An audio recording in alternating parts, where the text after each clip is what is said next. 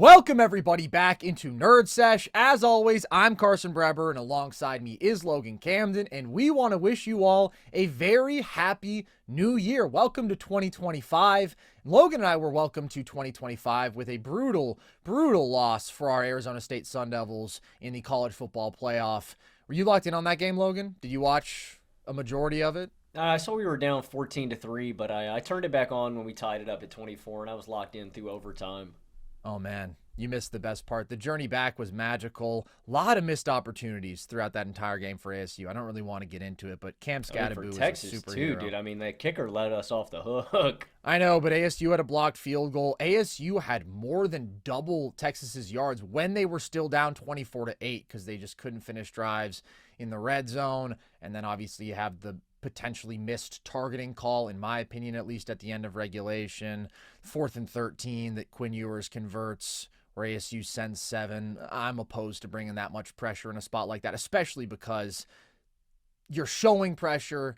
Texas has an amazing offensive line. They're max protecting, and you end up getting zero pressure, and it's just a very easy completion in that spot. But whatever.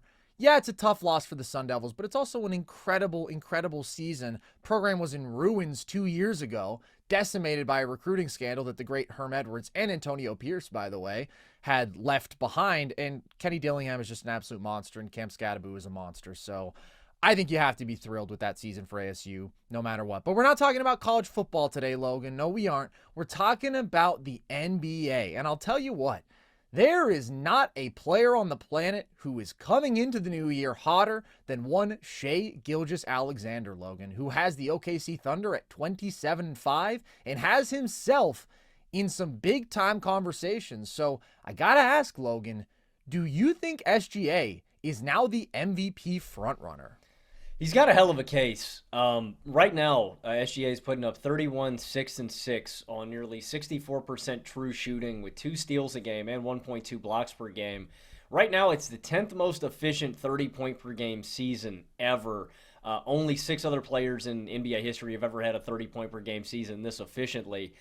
And he would become just the 11th player to average 30 points per game for 3 straight seasons if he ends up being over the 30 points per game mark.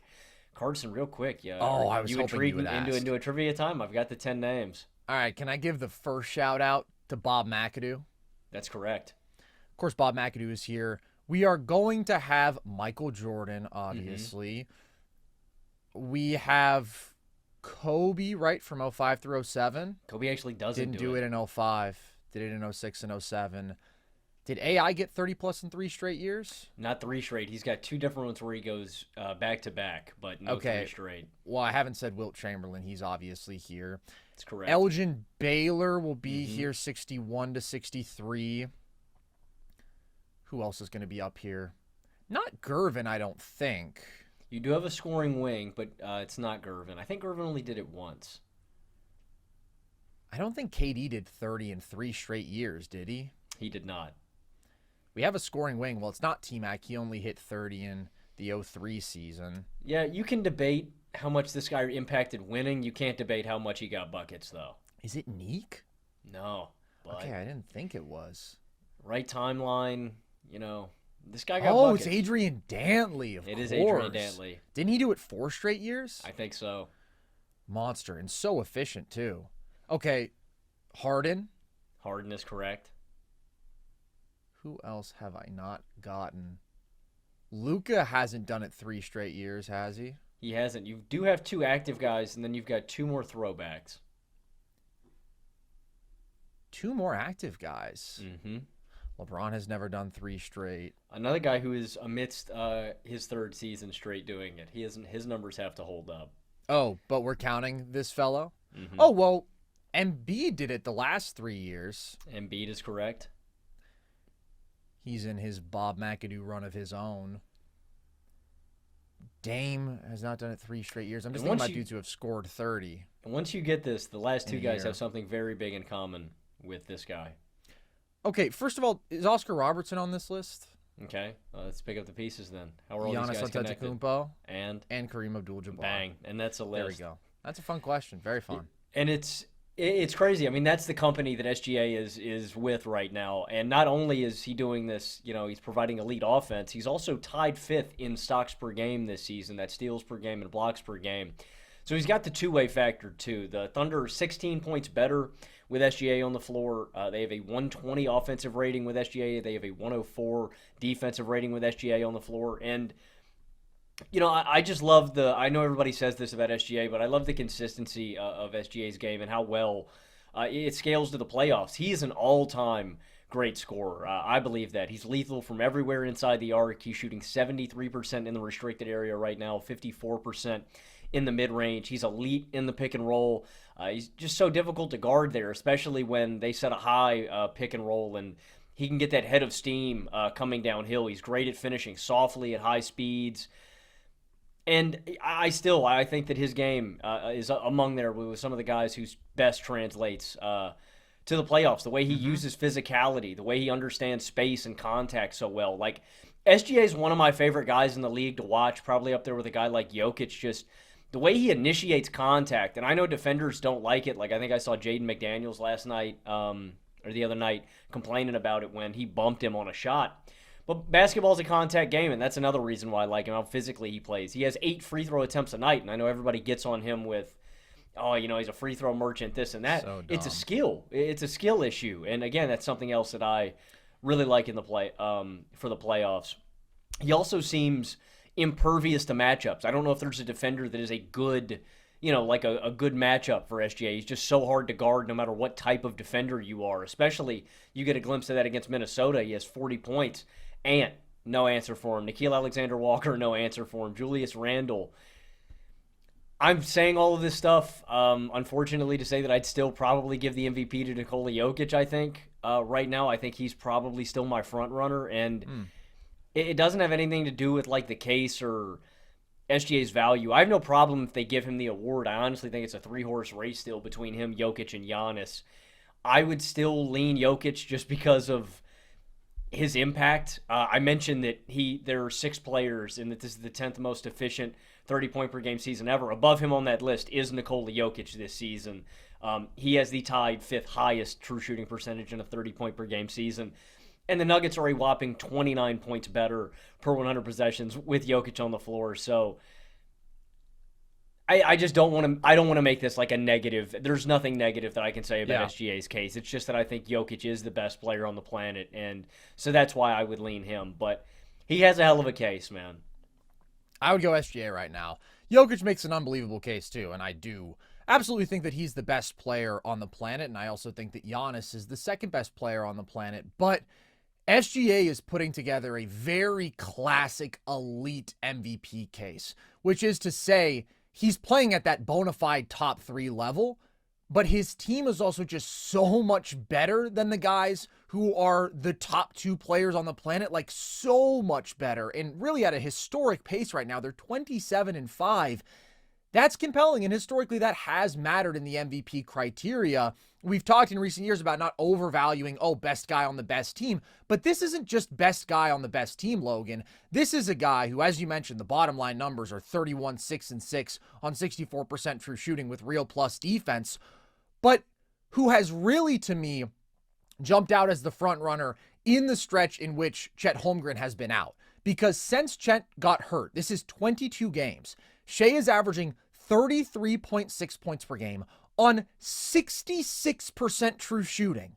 With 3.5 stocks per game, the Thunder are 19-3 in that stretch, and they're plus 280 with SGA on the floor and minus 24 with him off the floor. And by the way, it's not just the raw offensive numbers and the stock numbers and the efficiency that's overwhelmingly impressive with SGA.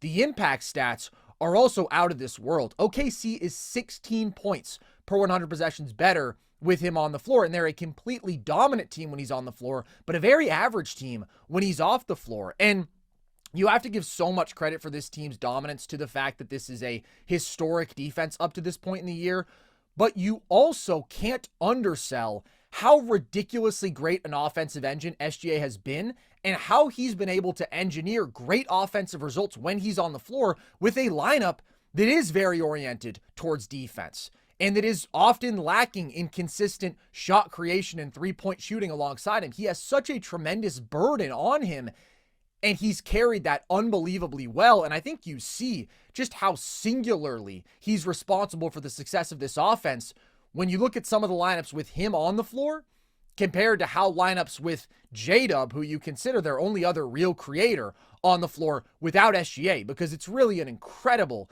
difference. When Shai is out there alone without J-Dub, the Thunder have a 122.4 offensive rating. That would be the best in basketball. When J-Dub is out there without SGA, they have a 103.7 offensive rating. That would be the worst in basketball. So he is doing so much heavy lifting, and we tend to think of him as like this exceptional scorer, right? But I think people can underestimate just how much defensive attention he demands, how efficient he is out of every single play type, isolation, pick and roll, his ability to work out of the post. It's on low volume, but he's been a 99th percentile spot-up player this year.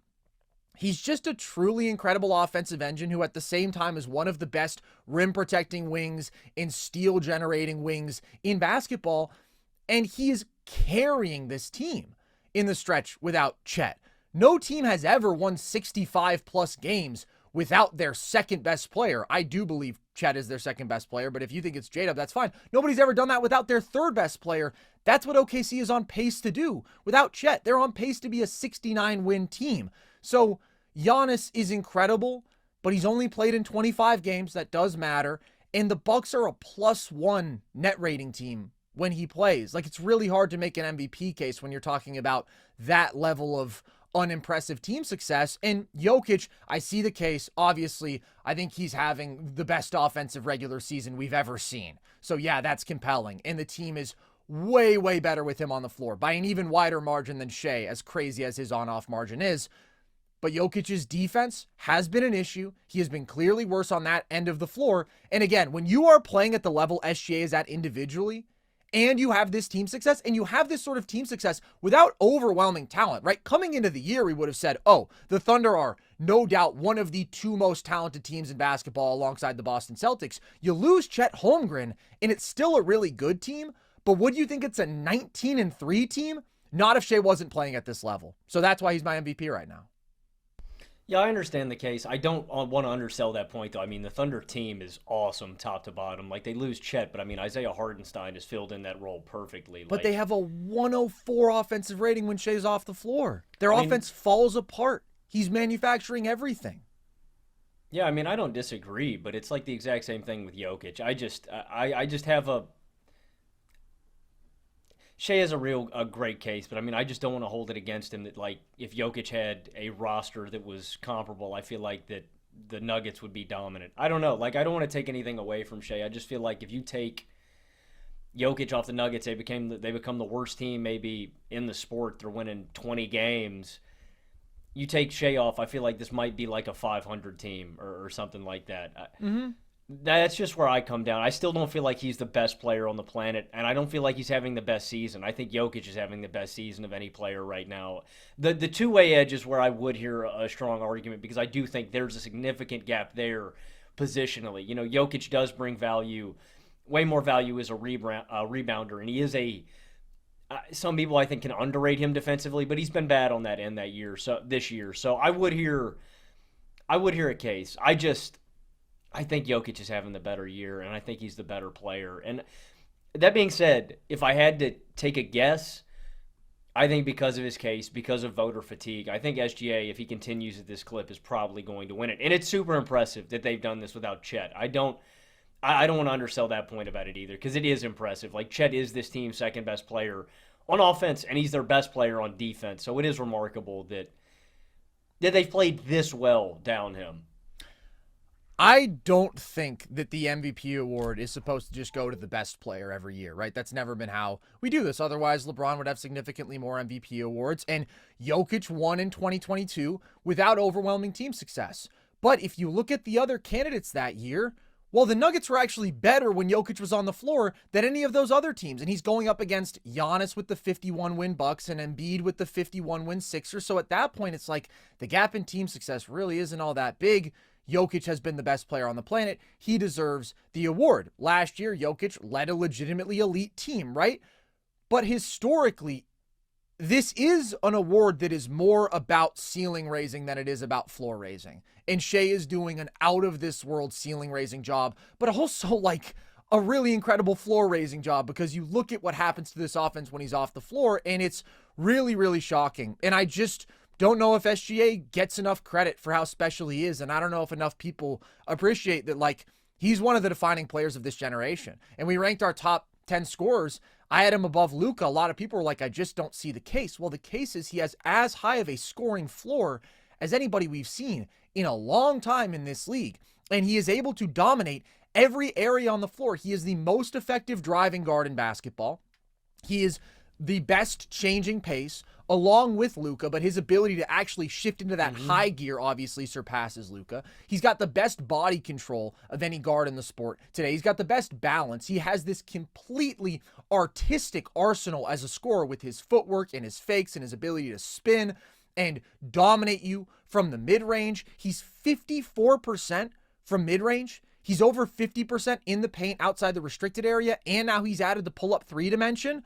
I just think he's a one-of-a-kind scorer and a one-of-a-kind basketball player. And I've always been a huge defender of how I thought his game would scale to the playoffs because of how he is so versatile as an on-ball scorer and does dominate that intermediate area in a way that is legitimately efficient, which is so valuable. And there are people who try to downplay SGA still and say, oh, he's got one playoff series win under his belt. What more did you want to see from him against the Mavericks? I mean, what more do you want to see from him to convince you that this dude is a generational scorer? I mean, it just wasn't his fault at all, like in that series. You know, like everything that they criticized about SGA in that series was either schematic or it was just, you know, like, oh, SGA's falling asleep on his man. They're deliberately sending doubles and he's That was hedging, the funniest you know stuff. what I mean?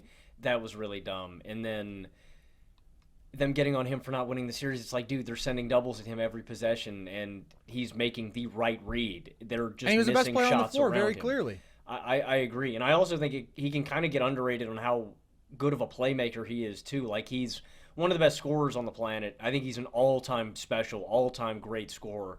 Clearly the best guard in the league. But you were talking about earlier the little advantages he creates, like when he's driving and the defender on the perimeter drops by 2 steps. SGA can make that pass. It's a real simple pass. He makes it. They capitalize. And I really think that Hartenstein has opened up another element for him out of the pick and roll with like a really reliable role target who can make decisions. Like, he's special. He is so far and away, I think, the best guard in basketball right now, man. I don't think it's close. I got high on Ant, and I was kind of hoping that close. Ant's just nowhere near as polished. I think Ant can get there one day, but there's so much polish with it. He's in so many ways, and I don't want this to just be a glaze fest, but like SGA is like a perfect basketball player. Like, I literally don't know. I don't know what else like SGA can do to get better, man. Like, he's perfect.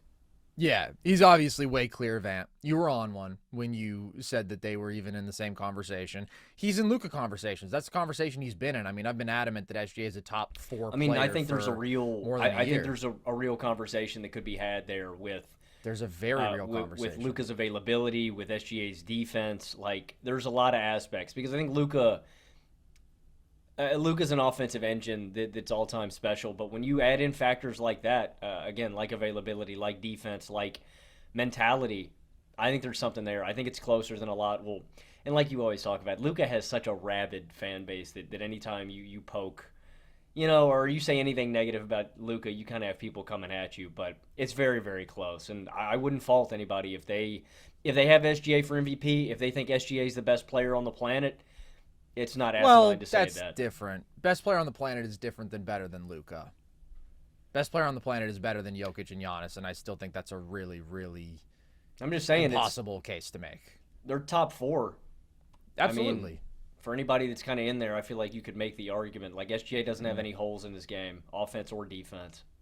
He's a monster, and I can't believe that the free throw merchant thing exists at all. I don't know how you can lodge that against somebody who shoots 53% from the field. Like, he's an out-of-this-world shot maker. He is not reliant on getting to the line. He's just also really good at getting to the line, which makes him an even more sensational scorer and an incredibly efficient scorer. So he would be my MVP right now. I think an incredible, incredible case. Well, Logan, I mentioned the Thunder are off to this historic start. They're 27-5. They're not the best team in the NBA by record, though. That is the Cleveland Cavaliers, who are 29-4. And I tweeted out today, if these teams were to hold their current pace, right, just by current winning percentage, the best winning percentage we've seen in NBA history is the 2016 Warriors, then the current Cavs, then the 1996 Bulls, then the current Thunder. And I don't know if we have given enough shine. Well, I hope that we have, but I'm speaking more with the royal we here, the general NBA community, to how insane it is that these two teams have been that dominant. So I want to ask Logan, do you think the Cavs have forced their way into that top tier that we have been consistent about since before the year? Is Boston and OKC above everybody else? Are the Cavs now in that group? Yeah, I think so. I think they are. They're number one in offensive rating right now. They're tied 8th in defensive rating. They're number 2 in net rating. And the biggest reason for this is because of Darius Garland and Devin Mobley. You know, I don't want to take any shine away from Donovan Mitchell and Jared Allen because they are as important to this equation as those two guys. And they've been stellar as they have been over the past few years. But I'm fully bought back in on Darius Garland. You know, he had a real bad year last season, broken jaw. Had surgery. He was on a liquid diet, loses 12 pounds.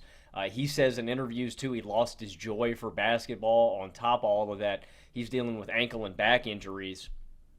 And he fell short in the playoffs. He gave us 16 points per game and 6 assists per game on 52% true shooting. He just wasn't good enough. And they were probably never going to win that series. You know, they're down Jared Allen in that one. They weren't going to do any real damage, but a part of that was because Garland was disappointing, and he's bounced back in a big way. He's at 21-3-7 on nearly 63% true shooting. He's the 10th most efficient 20-point-per-game scorer in the NBA right now, and he's a wizard with the basketball. This game against LA was insane. Some of the passes he's doing, the dump-offs around the rim, that one wraparound pass to Allen, like he is a special playmaker. And I really thought the most impressive thing to me was how much defensive attention he was drawing. Dude, he caught Anthony Davis anytime he was asleep, ball watching. Garland was making him pay, and he's so good at that. Like, he's a blur. The speed, the playmaking, and now that I think Garland is probably still a little susceptible to maybe having down games in the playoffs, just because I think he is relying on pull-up shooting and a lot of the three ball. So I think there's a little bit of inherent volatility with his game, but I think he's back to where where you would have expected him to be after the All-Star season, because he was crescendoing to this point where you're going, all right, well, this guy's clearly going to be a top 10 point guard in basketball, and then he plateaued last year with all the stuff. I really think he's back there, if not in the top 10, close to that level. And it's Evan Mobley. Evan Mobley's taken a real leap. We've talked about this a million times on this show because you are Evan Mobley's biggest supporter, but true, you got to give him credit. 18-9-3 this season, 65% true shooting, over a steal and a block per game. And the biggest thing is what he's doing offensively, handling, initiating, bringing the ball up in transition. But he's just more aggressive this year. And that's the thing that was always been a part of the Evan Mobley experience, is him not imposing himself enough. Dude, this year, just better mismatch attacking. He's got more of a post bag. And don't get me wrong, he's not Olajuwon on the low block, but he's got improved footwork and touch. And he's just a more willing and efficient shooter. He's over 40% from deep this year. Obviously not on a ton of attempts a game, but he's weaponizing his value more off ball too, I think you see in games. He's moving to open space. He's you have to respect him a little more as a shooter, and he's going to make you pay if you leave him wide open. On top of those two guys in the Big Four, the team has real quality depth. They're number 1 in three-point percentage right now. Max Strus has come back and has been great. Dean Wade is really solid on both ends. Karis LeVert, Ty Jerome, George Niang, Sam Merrill, all these guys can give you real minutes. The only area where I would like to see Cleveland maybe make a move on the margin would be to get another reliable center in this rotation, just because I feel like that's the one position where I could see them improving in depth. But outside of that, I really think this is a complete team. There's still 3 for me, Carson, and I don't know if you disagree, but the only reason is when I think you're looking at a hypothetical playoff matchup between these teams, I think Oklahoma City and Boston have an ideal defense to go up Mm-hmm. against Cleveland with a Derek White, with a Drew Holiday, a Jaylen Brown. Those are guys that I think are ideal when matched up against a Garland or a Donovan Mitchell, and they can potentially neutralize them in ways that not a lot of teams. They just don't have that kind of defensive personnel that you need to slow down Cleveland. Where I look at Boston and I look at Oklahoma City, and I see a lot of perimeter hounds where I think they match up really well with Cleveland. That being said, though, I don't think there's a gap. I think Cleveland's right there with both of those teams for all of what I've mentioned. The biggest reason to me, though, is the leap that we've seen from Garland and from Evan Mobley, and they're in that top tier. They are in that top tier for me. They are definitely still number 3, though. And I do think that there's a gap between Boston. And I think that you touched on the reason why at the end. Well, first of all, it is how well equipped Boston and OKC are to guard a team like Cleveland, right? Because they just have these ridiculously athletic backcourts and just so many perimeter defenders that they can send at these ball handlers. And Cleveland's offense, even though they have had phenomenal spot-up shooting, and even though Mobley has taken a big leap offensively and has to be an all-star this year because he's just been so damn good, nevertheless, they are very reliant on Donovan Mitchell and Darius Garland creating a ton of offense for them. So you have the difficulty of facing those elite defenses who are very specifically built to basically give hell to your best players. But to me, the bigger issue with Cleveland, and they really don't have issues. We're just talking about when you're in these like elite conversations. Boston and OKC are impervious defenses, in my opinion. They are so versatile. They have so many rangy, athletic perimeter players, but they also have high-end rim protection. They just check every box. Cleveland has some weak points defensively.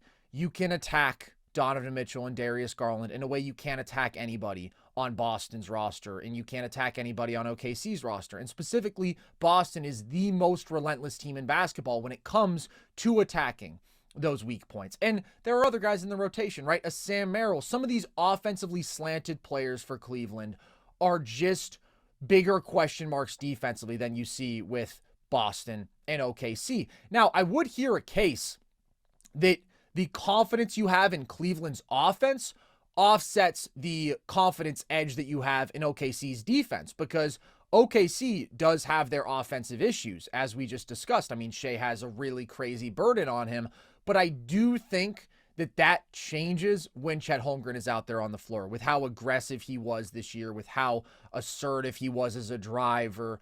He's just such an offensive weapon in so many different ways that he does make me a good bit more confident in OKC's offense, and he makes their defense even better. Like, again, the fact that they're 19-3 without him is just mind-boggling to me. But Cleveland's offense, especially when they're getting shooting like this, is just phenomenal. And there's no question Garland is back in the biggest way. I mean, he's way better than he's ever been before. And it's just an incredible thing to have 48 minutes, if you want it, of elite guard play. Like, when Garland is on the floor alone without Donovan Mitchell, the Cavs have a 125 offensive rating. And when Mitchell is out there alone without Garland, they have a 118 offensive rating, which is still phenomenal. Garland is a 91st percentile pick and roll creator. Mitchell is an 86th percentile pick and roll creator. Like, that's such a rare thing to have two dudes who can put the offense on their backs like that. And at the same time, as we talked about, they get 48 minutes of awesome big play between Mobley and Allen, and dudes who can really anchor your defense at a high level. And by the way, as much as we've talked about Garland and Mobley's improvement, which has been massive in both cases, I think Jared Allen's improvement has gone a little bit like his touch unnoticed. On the low block. I mean, his touch is just absurd. He's actually got a bag now. Yeah. And he's been consistently improving in terms of his touch and was quite good there last year. But the leap this year has been to just flat out elite. Like, he shoots 64% in the paint outside the restricted area on legitimate volume. That's a Jokic number. Last year, he was just over 50% in that range, which is a good number, but 64% is just absurd. So he's been so efficient as a scorer. Like I said, I don't have concerns about Cleveland. I just think they're not as great as healthy OKC and Boston. And I think you could raise some question about them having really reliable wing play in these sort of high stakes matchups. Now, I like Max Strus. I like Dean Wade. I think those are the two guys who give you the best combination of defense and the 3-point shooting, which is what you're looking for from whoever's in that 3 spot. But again, I do think there are some other guys who are going to be asked to play big minutes who maybe could be targeted defensively, or an Isaac Okoro would be more inconsistent offensively. I like their group of wings, but we're talking about OKC's group of wings, and we're talking about Boston's group of wings and perimeter players. So I do still prefer those two teams, but Cleveland is way clear of everybody else. New York would be next for me, and I think New York is awesome offensively. I think they're an absolute juggernaut, but the Cavs offense is also going to be a nightmare for anybody to deal with this sort of creation from the guards, with this sort of 3-point shooting, and with this version of Mobley and Allen being a really good offensive player. And then I just think Cleveland is a much better defensive team, although maybe not as great defensively as I would have thought before the year. But they've more than outgained that with how amazing they've been offensively. It's just like coming into the year, I would have thought that Cleveland would be a better defensive team than offensive team, and it's turned out to be the opposite. They're still a good defense, but they're just an out-of-this-world offense. Yeah, they're just not going to fold up in the playoffs the way we've maybe been accustomed to Cleveland these last couple of years. I think Cleveland's going to go toe-to-toe with whoever they play and, make it an awesome series. And I wouldn't put it past them winning. But in these cream of the crop conversations that we're getting at, I do think that's the distinction. I think that they have those other two teams that we mentioned, Boston and OKC, match up really well with them. And then, like you said, I think the other thing is that Garland and Mitchell were probably the most significant defensive liabilities that could get picked on in those scenarios. But, yeah, I don't feel like this is too flawed to work or anything like that. I think Cleveland's figured it out, and I think they're here to stay. I really think they've got a good thing going, man. They can win the title. They can 100% win the title. If you get Boston with injuries, like I think, again, Boston at full strength with KP out there is clear of Cleveland. I think that's just an incredible, incredible basketball team. But if they don't have him, or if there's an injury to another key player, like Cleveland has as good a chance as anybody to beat them. Well, I still think OKC matches up a good bit better in terms of how they can defend Boston, but I also think that Cleveland's offense is clearly better, and this version of Garland is not going anywhere. This version of Mobley is not going anywhere, and Donovan Mitchell can look just about anybody in the eyes in any given series, and if he's really committed to getting downhill and the pull-up jumper is falling, he can outplay a whole lot of high-level dudes offensively, and I do think that includes, potentially at least, Jason Tatum. And it's really hard to outplay Shai in an offensive series, but I think that Mitchell has the ceiling to be able to do that. So they check a ton of boxes, and I think that they belong in that top tier. You know who checks 0 boxes right now, Logan? The Phoenix Suns. I guess they check the box of just having terrible vibes and being bad at basketball. They've lost 6 of their last 7. They're now 15-17. Are we at the point, Logan, where you think the Suns should just blow it up, should just reboot everything? I don't really know what they do. There's not an easy answer for Phoenix. My initial thought is I think you just have to ride this out and continue pivoting, right? I mean, they've got KD through 2026. They've got Beal through 2026. So they've got these guys under contract. My thing is, for all of what you got or gave up to acquire KD, I guess there's an argument to be made that you try to just recoup some assets. Beal, I don't know a team that would want Bradley Beal just on this contract and how it would handicap the rest of your roster. So my answer would just be making moves on the margins if you can. Dump Nurk, honestly, all these big money guys, and I hate doing it because they're good role players for Phoenix. I would trade Nurk, I would trade Allen, I would trade Anil, I'd trade Okogie, basically everybody that's not on a minimum deal just so you can have maximum cap flexibility. But I mean, you're right. There's no way Phoenix pivots out of this enough for us to look at this team and go, oh yeah, they're real deal contenders. They'd have to get to me, the piece is a game-changing defensive big, a guy that can be basically almost a one-man defense, and I don't think that guy exists where you can just pluck him from somewhere and go, oh yeah, the ideal guy is Anthony Davis. What the hell are you giving up to go and get Anthony Davis? That'd be great. Right? They're just, these guys don't grow on trees, and unfortunately, you're in cap hell. So Maybe that is the answer, dude. I just don't know how you could justify all that you gave up to acquire these guys.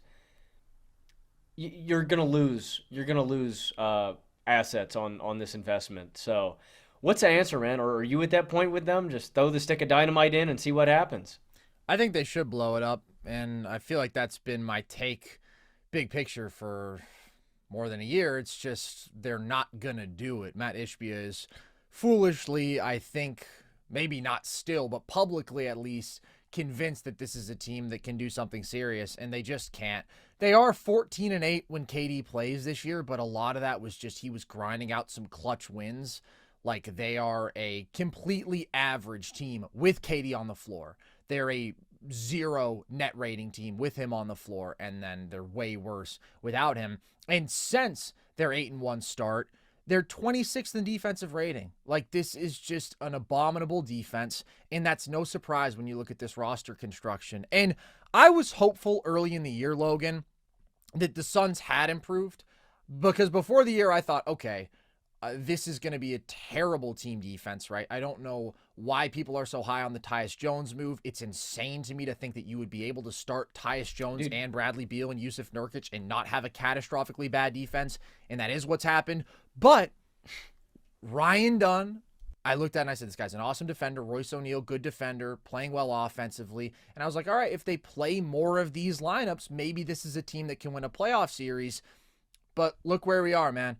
They're still trotting out the same starting five, and I understand Ryan Dunn is not a good offensive player, but he gets 18 minutes a night. Royce O'Neal only gets 23 minutes a night, which to me is more egregious because he legitimately has been shooting the shit out of the ball this year.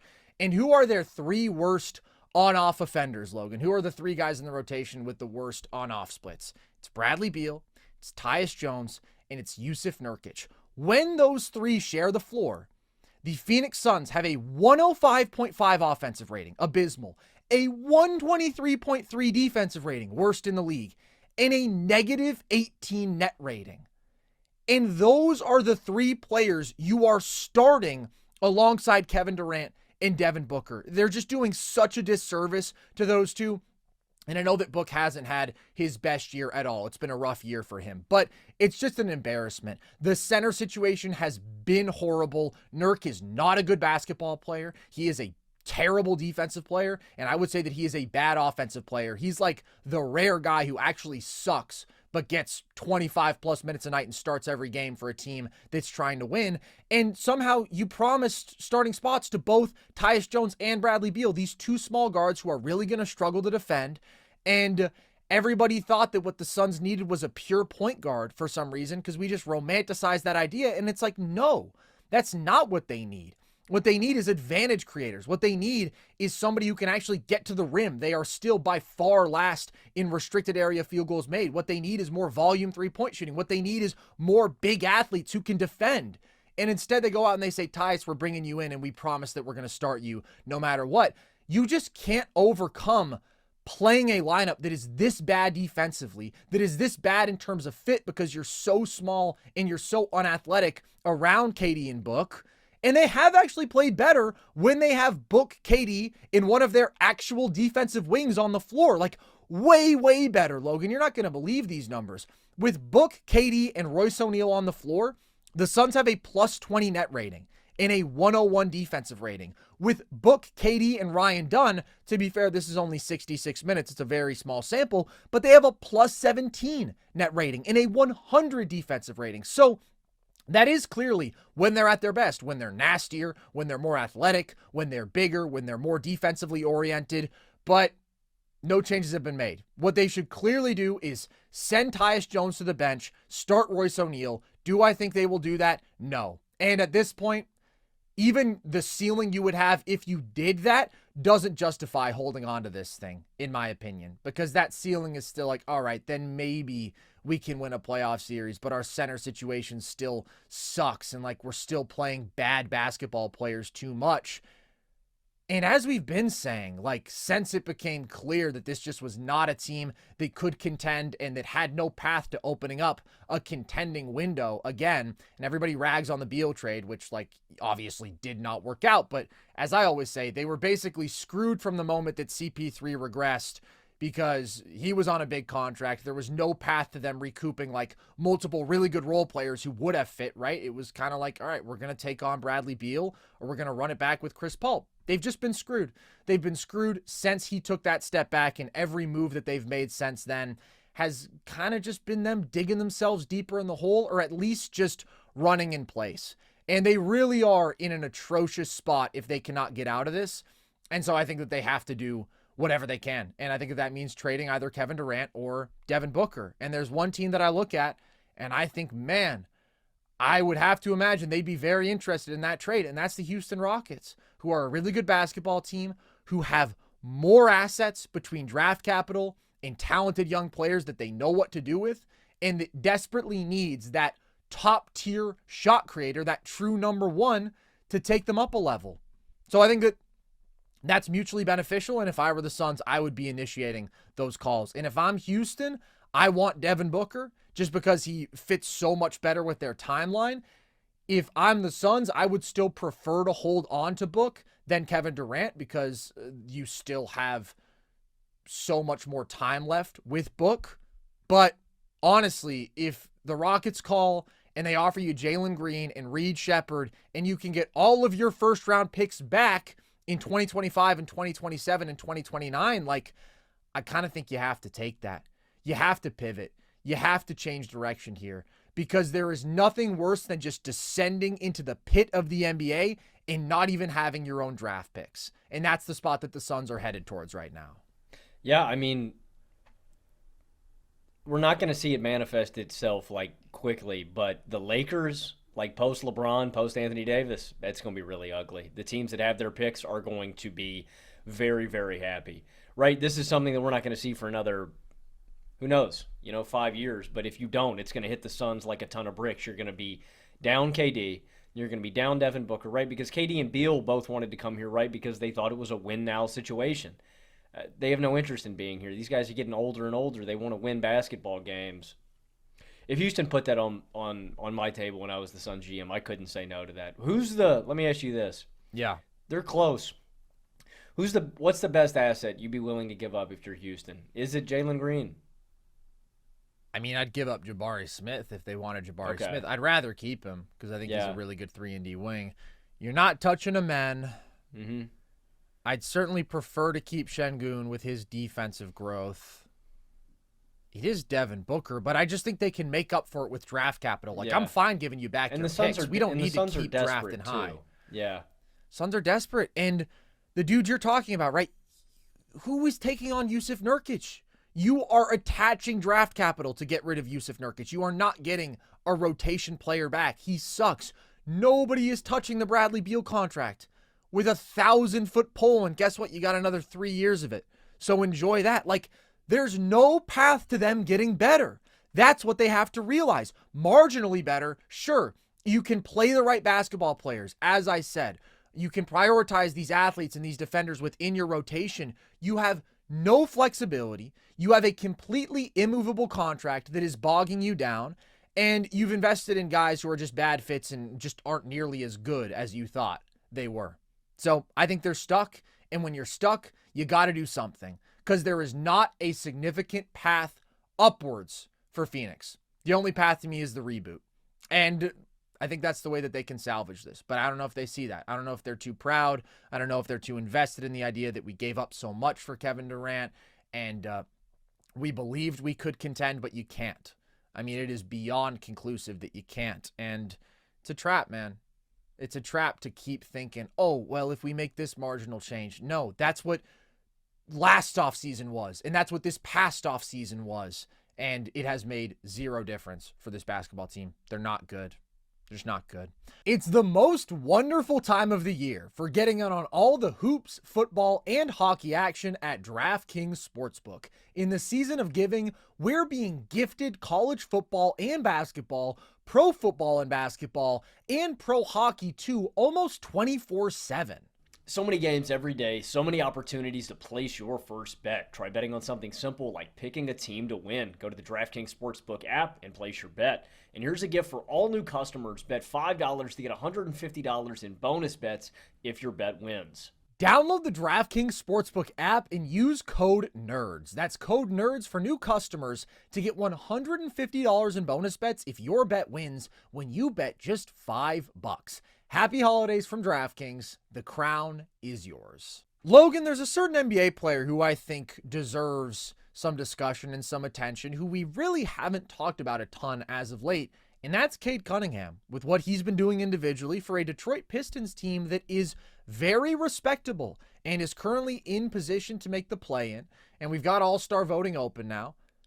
Do you think that Cade Cunningham right now is an all-star? If he is, he would be my last guy on, I think.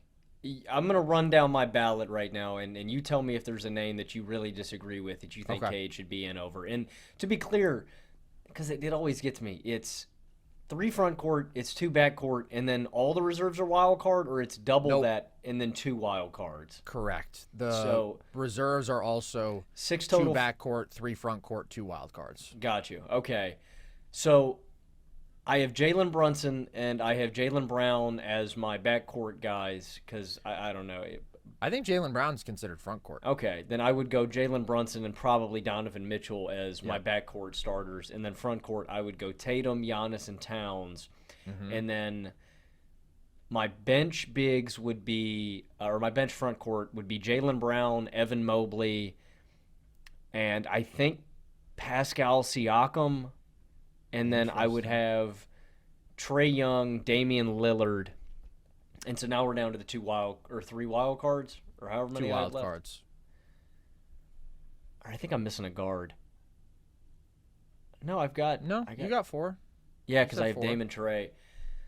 I think Jalen Johnson is the next guy that I want to get on. I think the Hawks deserve to have 2 All-Stars. I think Jalen Johnson's that good. And so my last spot would go to one of these 4 guys who I couldn't decide between: LaMelo Ball, Cade, Tyler Hero, and Derek White. And I think all of those guys have really, really good cases. What do you disagree with? No Darius there? Garland mention?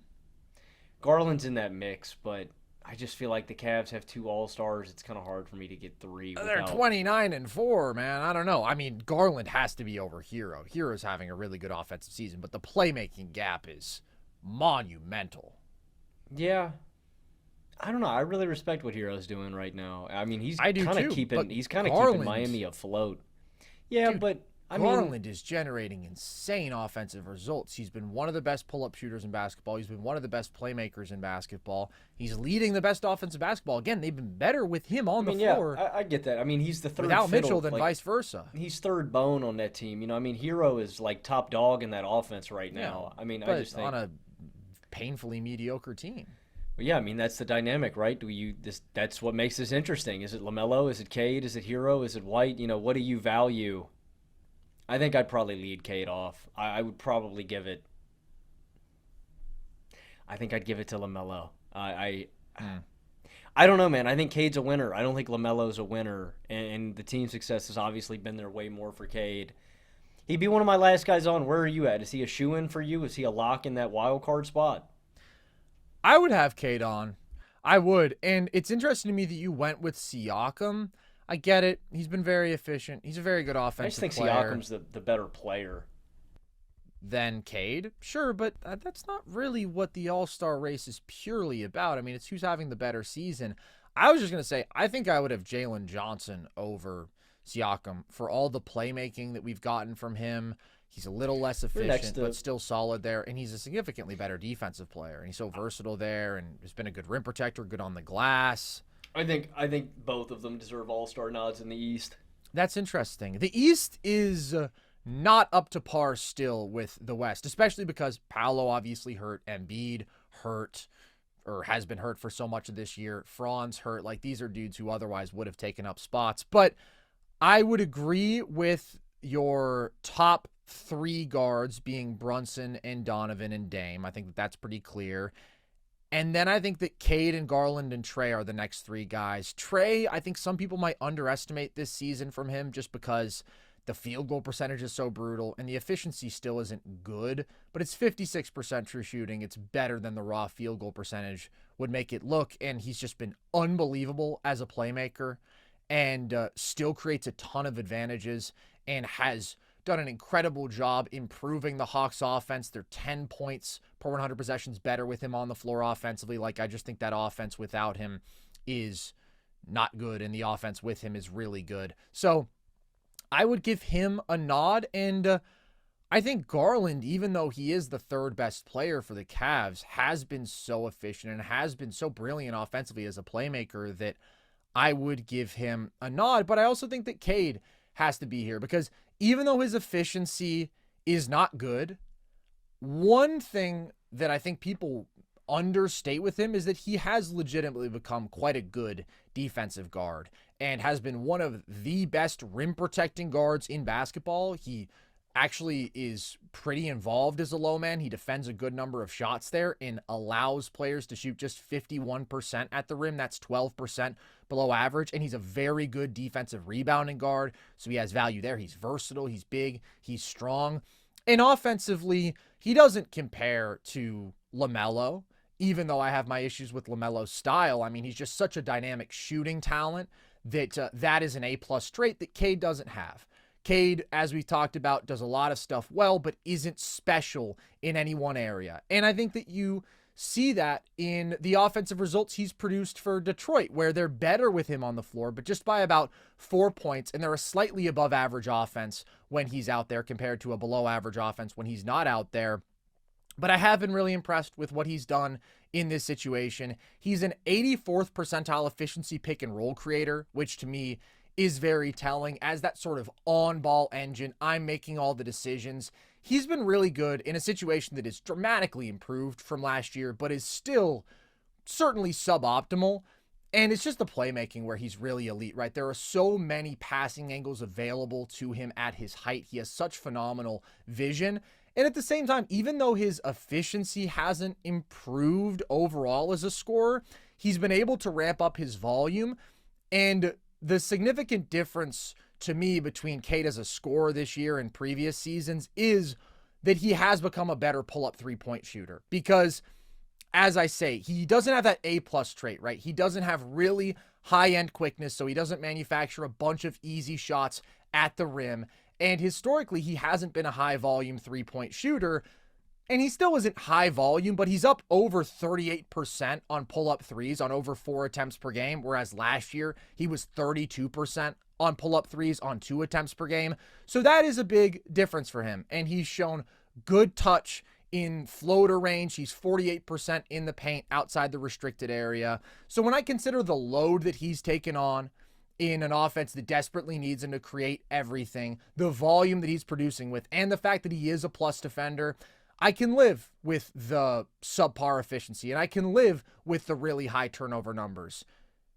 It certainly means that he's not like an elite guard in the NBA today because, again, he still is not a seamless advantage creator, and he has these limitations, but he's been really good. So compared to some of the other names like LaMelo, I just prefer the two-way stuff that we're getting from Cade. And also, LaMelo has missed a lot of games. LaMelo's played in, 22 games? So I think that matters in these conversations. Maxey is another guy you might have on the outskirts, but I just think the playmaking gap has been big, and I think that Cade has clearly been better defensively. Derek White is really tough because he is just such a winning basketball player and has been efficient. He's been quite efficient, over 61% true shooting, and is an awesome defender, and I think really excels in his role just about as much as anybody in basketball. But Cade, to me, is fitting more into that all-star mold of really doing a nice job of floor raising. Not the prettiest job, but all things considered, a pretty darn good job. So you would have both Cade and Garland on this list? I would, and Derek White is probably the toughest for me because he's just such a damn good basketball player. But I think what those guys are doing as offensive engines moves me compared to even Derek White being as great a defensive guard as he is. It's not like we're talking about a bigger wing or a big level of elite defensive impact. So in this case, I think I'll lean on the better offensive players. And in Cade's case, a guy who still does have real two-way impact. I think I'd give it to LaMelo. I would just feel bad about leaving a guy who's dropping 30 a night out of the All-Star game. There's only been one guy to miss it. Do you know who it is? Bradley Beal, of course. Yeah, Brad. And so I understand if the game's played argument, if that's the tiebreaker, I get it. I would feel bad leaving a guy who's dropping 30 a night off. Again, I have my issues with LaMelo's style of play, but he's a special offensive player. And, yeah, I just can't deny that kind of production this year. But it is very close between him, Cade, Darius, Derek White. It's a really interesting case to see who's going to be at the in those final couple of spots. Yeah, it is. It's an interesting race. Again, And it's not a bunch of world beaters necessarily, but a bunch of good guards. It'd be fun to see any of these guys in the mix. Is it close to you at all for Hallie? It was a pretty easy omission for me. Nah, Hallie's got no case this year. Hope that he gets back in 2025, but I don't know. He's definitely not in these conversations. No, he does not have a case. All right, Logan. In honor of the new year, you and I are both going to make some New Year's NBA resolutions, some commitments to ourselves and to the world that we will strive for this year. We've each got 3 of them. What's your first New Year's NBA resolution? My first one is for Eric Spoelstra, and that is to play Kel'el Ware more. I'm a big Kel'el Ware guy. I was before the draft. I still am. I thought Miami hit a home run by drafting him. Now, the next logical step in that after you draft a player is to play him and to put him on the court. Ware's been getting a little bit more burn as of recently, like between 10 and 15 minutes a night. I'd honestly be okay with Kel'el Ware getting like 20 to 25 minutes and them running him in lineups, maybe with him at the 4 or with Bam at the 4, depending on what you want to do defensively and offensively. Just because I think those guys can coexist. Bam isn't the most skilled big, neither is Ware, but Ware's got some touch. He can space the floor a little bit. Obviously, that's not his job, and it's not an ideal offensive fit. But he is a monster defensively. If there's anything that this team is lacking, it is that size and athleticism. It's been a problem for Miami for the past couple of years. We've seen it really glaringly in the playoffs. Ware fixes a lot of those issues. Size, defense, work on the glass, athleticism, and he brings some skill. I like Ware a lot. Like I said, they've been giving him some minutes now recently. I think they should play him even more. So that's my first resolution. I like it, man. I like Kel'el Ware. He can attack mismatches out of the post. You mentioned the floor spacing potential that we saw. He's taken a few threes this year, but we'll kind of have to see how legit that is. But then he's also just a massive human being, and he is a very good interior defender. So I agree. I thought that it was a good pick at the time. I do think that considering their big situation, they've underutilized him. Miami just kind of makes me feel bad, dude. They're just not a team that I enjoy all that much right now. Outside of Hero being so damn good and taking a leap, there's a lot that kind of frustrates me with them, and I would agree. I think that not playing Kel'el Ware is one of those things, although, as you said, they are playing him more as of late. Okay, my New Year's NBA resolutions are all for myself, and the first one is I will get Evan Mobley in the All-Star game, Logan, and we've already discussed this several times in this episode, remarkably, but I will do it by any means necessary. First step, voting for Evan Mobley myself. Second step, doing everything in my power to push the Mobley agenda every single day of my life through Twitter, on the show, everywhere that I can. Third step, if those avenues are not successful, then there is nothing that I will not stoop to. I will consult the Russians. I will consult the Chinese. I will consult any foreign agent to hack into the NBA All-Star voting system and get Evan Mobley in. I'm not above that. He has to be there. I think he will be there. I think steps 1 and 2 will be successful, along with the collective understanding that Evan Mobley is just awesome and is a top 3 defender on the planet and a legitimately really good offensive player right now who has been incredibly impactful for a 29-4 basketball team. But if the people don't see it, I'm still going to find a way. I'll sneak him in. I'll sneak him onto the court. They'll vote in, I don't know who else. Siakam. I don't think anybody's taking that spot for Mobley, so hopefully I don't have to worry about it. But he's going to be in. I guarantee it. No way. I mean, the All-Star game's it's a joke, but it's a sham if Mobley doesn't get in. He's a lock for me. Now, I will say probably not your favorite player to watch in an all-star game format, but I don't care. It's about the recognition. It's about the accomplishment. He's closer to all-NBA talks than he is to not being in the all-star game I for agree. me. He's the sixth guy to me, and that's only because the front court, I just have so much respect for what Giannis and Cade are doing right now. Oh, of course. The front court, those guys are locks. Tatum, Giannis, and Cat. They're having monster seasons. But I think Mobley's that next guy. I think the two-way impact is there. And there's... I don't think I'd make the argument. I think you could make an argument impact-wise that maybe he's the... probably not. Donnie's overwhelming offensive skill. I was going to say maybe you could argue he's their best player, but I have too much respect for Donovan Mitchell. It's hard. It would be a hard case to make. I mean, I think especially in a playoff environment where it's just like we need somebody to take over, there's no question that Mitchell is their best guy. But if you were going to say who's most irreplaceable, I think that Garland is closer to Mitchell right now than Allen is to Mobley, because I think that Mobley's clearly better on both ends with his versatility defensively and with his leap offensively, his versatility there, his skill. So that would be the argument in terms of value, but Donovan Mitchell's their best player. We don't need to get it twisted, but Mobley is their second best, and he's awesome, and has to be an all-star. Just has to be. I agree. My next two are quite rude, so unfortunately, Zion Williamson, get on the treadmill, get off Instagram. That's the next step. Yeah, I'm not going to elaborate any further. That's what I got. Shout out Zion. Shout out Zion. Yeah, one of the most infuriating, shout out moment. One of the most infuriating basketball talents I think of all time, man. We gotta get Zion right, man. I just want to see that guy on the court, because when he is on the court, and that's what makes this so frustrating, he's so special. I just wish he was available. Yeah, he's definitely a perverted bastard. I mean, there's no two ways about that when it comes to the get off Instagram point.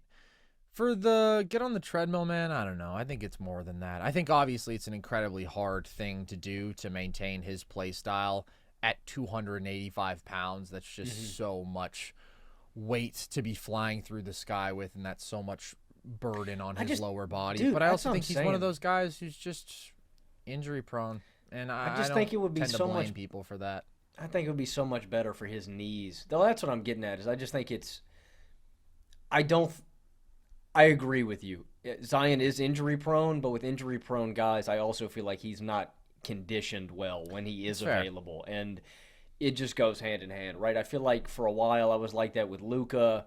For a little bit I was like that with Jokic. You know what and not that these guys got hurt. Luka does get hurt, and I think Luka's play style also, because he just does so much, is kind of susceptible to injuries. But yeah, I don't know. I've never felt like Zion's ever been like extremely well conditioned, and I do think it would help. So yeah, man, I'm hoping for health in 2025 with Zion, and it starts with making changes. That's what happens.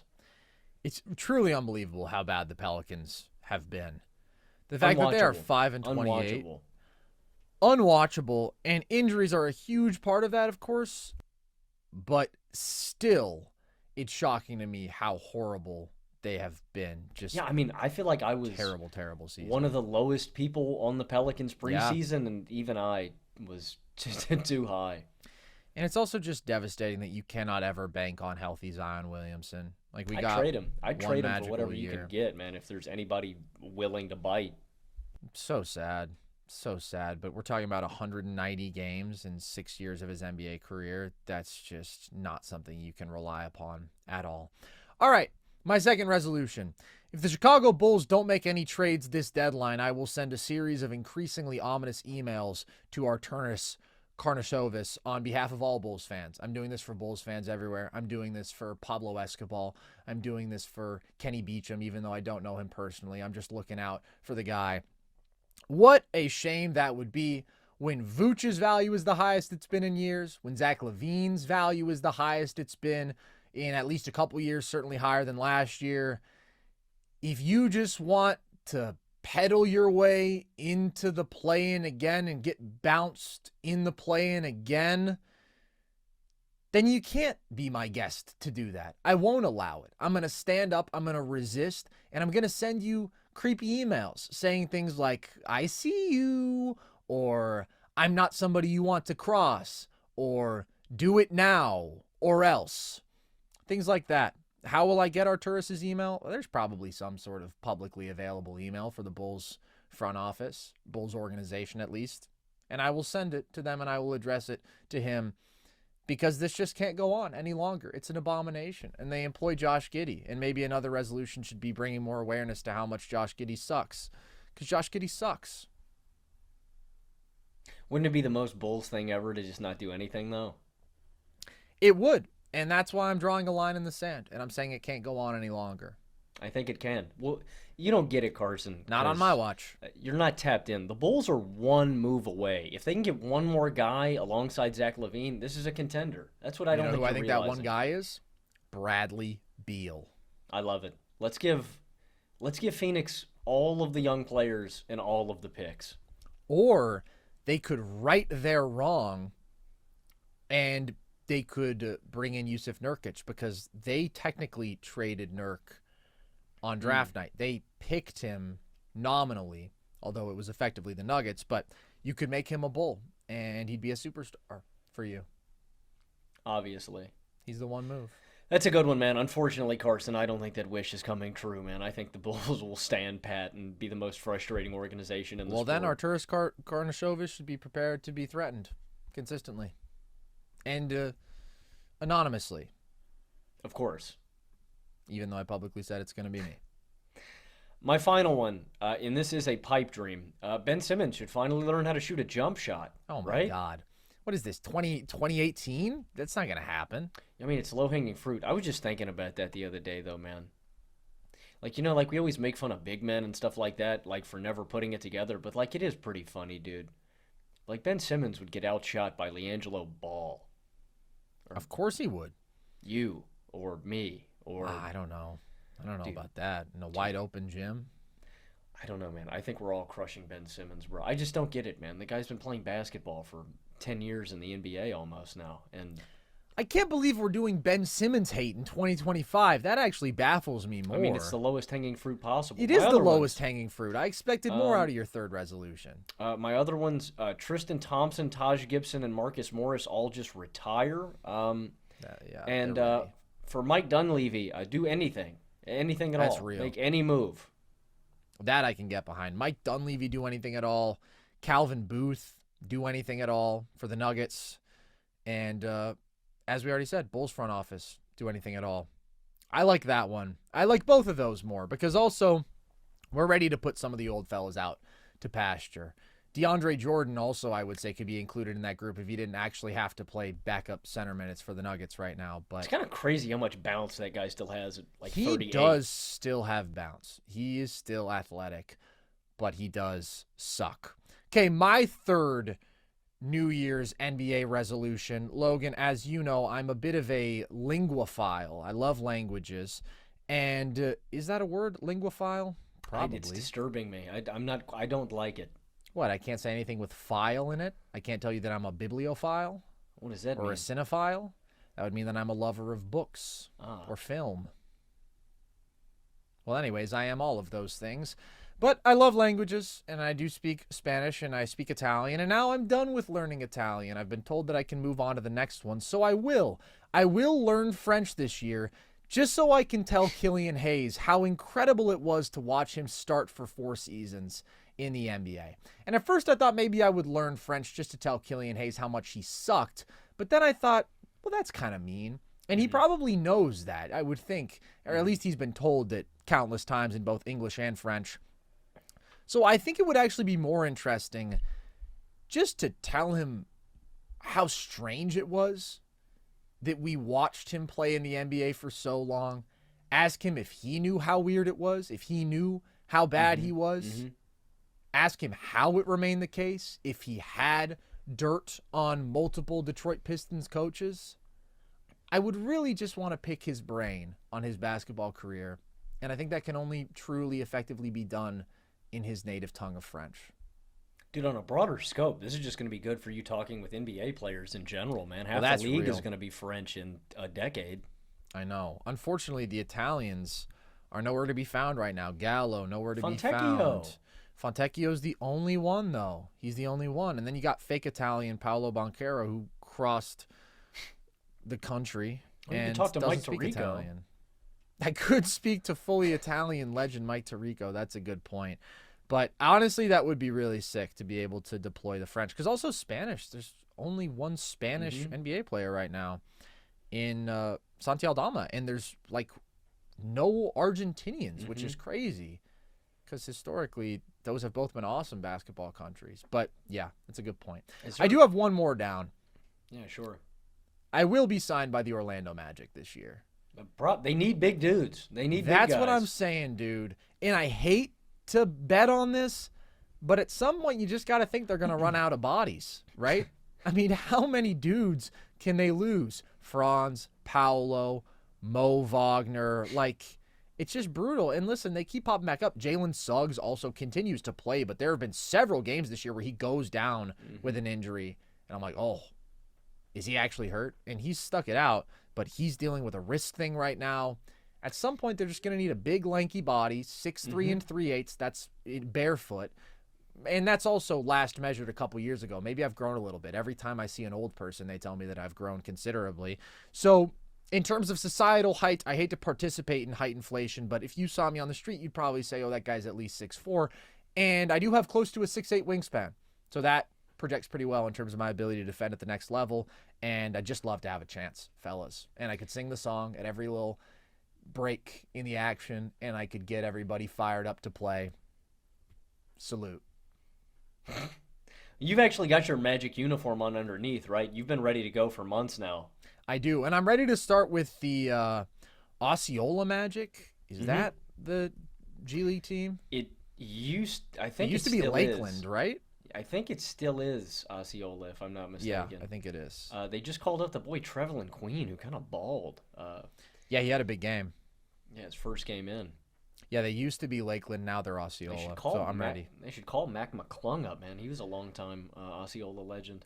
Yeah, you're one of those Mac McClung believers because he's a quirked-up white boy. He can dunk. And that's your type. Well, he can certainly dunk. There's no question about that. Anything else you want to say, Logan, as we head into the new year?